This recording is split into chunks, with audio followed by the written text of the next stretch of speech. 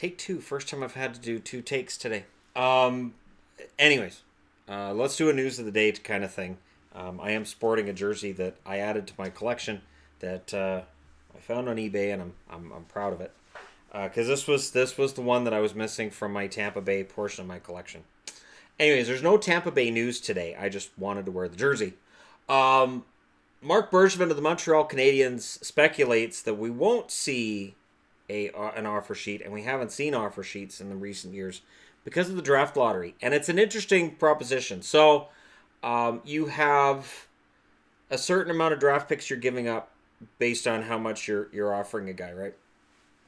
And Mitch Marner's the one that people are talking about a lot right now. Marner will not negotiate a contract during the year, and during the offseason, he's willing to talk contract extension. The idea is that if you're a team that's desperate enough to try to get Mitch Marner in this fashion, to poach him from the Leafs, you may very well be a team that is not a playoff team. And as such, those first-round draft picks you're giving up might end up being pretty darn solid.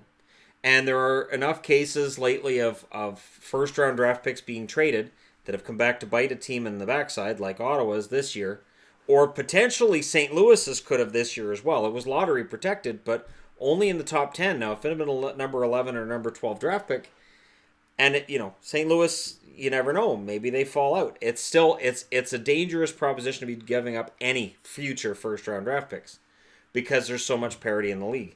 So I somewhat agree with Marc Bergevin here that the price you pay for that one player as a restricted free agent might be too high. 15 games without a goal for Phil Kessel. If you're a Penguins fan, are you worried? Probably not. Kessel still put up 8 assists in the last 10 games. He's still getting points. He's still playing well. It reminds me of how much happier Kessel likely is in Pittsburgh than he was in Toronto.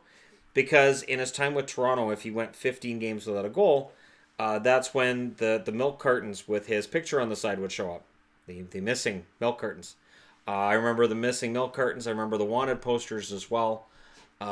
Anytime Kessel went into a slump. And it has to be tough for a player when in your home rink you're being criticized for that. So Kessel's clearly frustrated, but likely as frustrating as it is not to score, if they get into the playoffs and they do well in the playoffs, I think it'll all be forgotten. Brad Marchand has kind of stuck his nose somewhere, which is going to surprise nobody. So with his Twitter account, he tweeted out about Mitch Marner having 80 points in 66 games and stated that his next contract should have a $12 million average annual value, at least. This is nice troll work by Brad Marchand.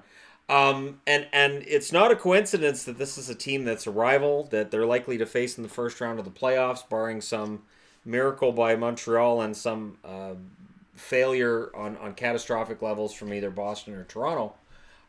So, he's basically, it should be at least $12 million. That guy's a great player. Yeah, sure, Brad, sure. And so his troll game is strong. It's noteworthy.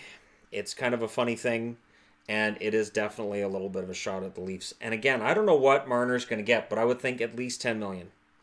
I would say based on what Matthews got, based on the fact Marner's already shown he is not getting these points off of anybody else. He is generating these points himself.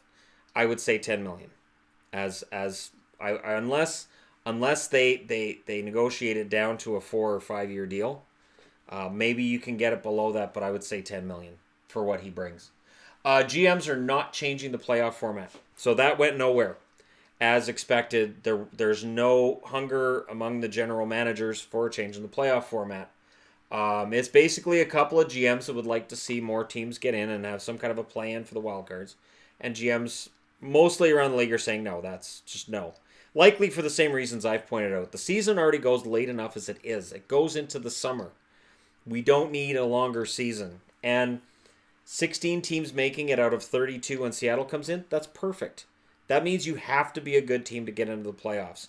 You can't have a mediocre team that finishes, in a low spot end up playing its way into a playoff.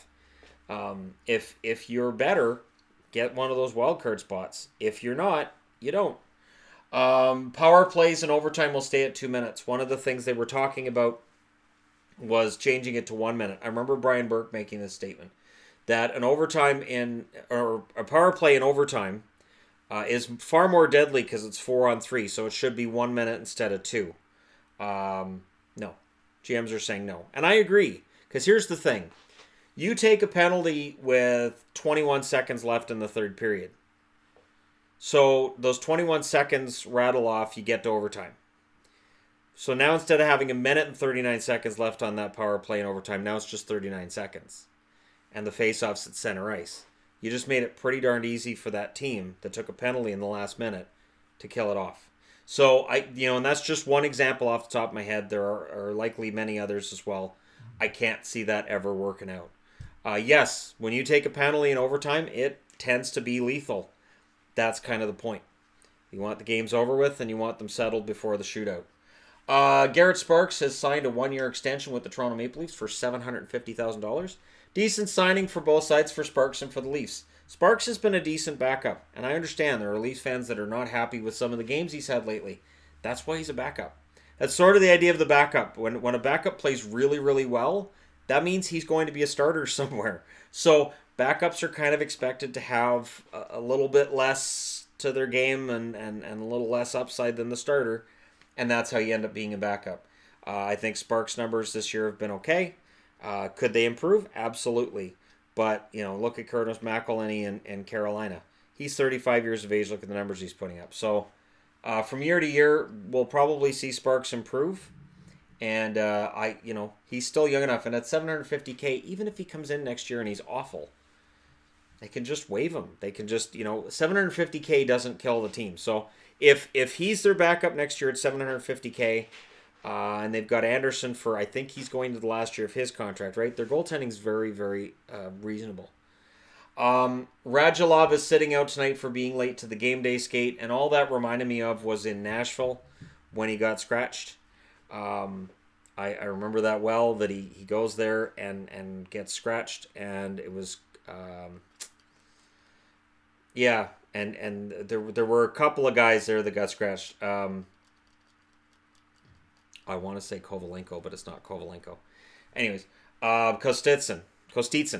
That there was some sort of a thing there. So the either he's late for the game day skate for a legit reason and they're sitting him out, or there's something else going on there. And I kind of get the feeling from how Jim Montgomery said that's all I'm going to say about it, is that maybe there is something more there. Radulov, I think he enjoys partying. I get the impression that Radulov enjoys partying, and with the amount of money he makes, he can probably afford to party relatively well.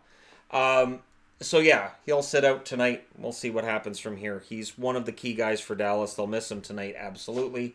But I agree with benching a guy. Just because a guy's one of your highest paid, better players doesn't mean that they have a different set of rules than everybody else. Brandon Sutter's out 6 to 8 weeks with a sports hernia because he's a Canuck, and because he's Brandon Sutter. Brandon Sutter has had nothing but bad luck when it comes to injuries. This is where the term injury prone comes from. They're not all related to one another, but man, they sure pile up on this guy. He's been decent as a third line center for the Canucks. He really has, but he's been out a lot. And now it's 6 to 8 weeks. That's basically the season for him.